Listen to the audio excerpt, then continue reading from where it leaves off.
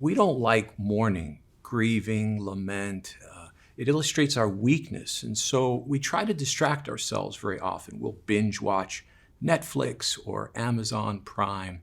But it was Solomon who said, it's better to go to a house of mourning than a house of feasting. It's better to go to a funeral than to a party. And we struggle to make sense of that. But what mourning does is it brings us to the end of ourselves. It lifts our gaze above the horizon to recognize God's promise, to understand that He encircles us with His presence. This came into focus for me when I was teaching my son how to ride a bicycle. My son has hemophilia, which is a condition in which his blood does not naturally clot.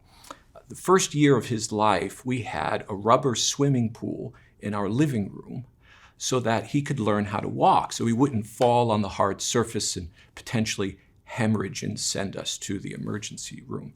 So now, several years later, I'm going to teach him how to ride his bicycle. So there he is with his helmet on, and his elbow pads, and his knee pads, and his shiny bike with the bell.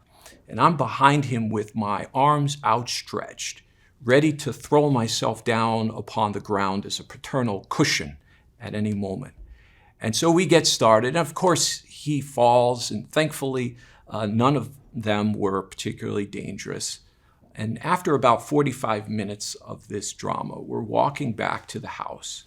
I'm holding his hand, and it occurs to me that if I, as a sinful father, have that level of concern, that commitment to protect him and comfort him, how much more commitment does God have to comfort us? Of course, we know the answer.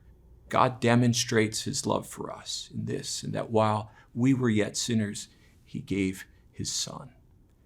That's what it means when it says, "Blessed are those who mourn, for they will be comforted."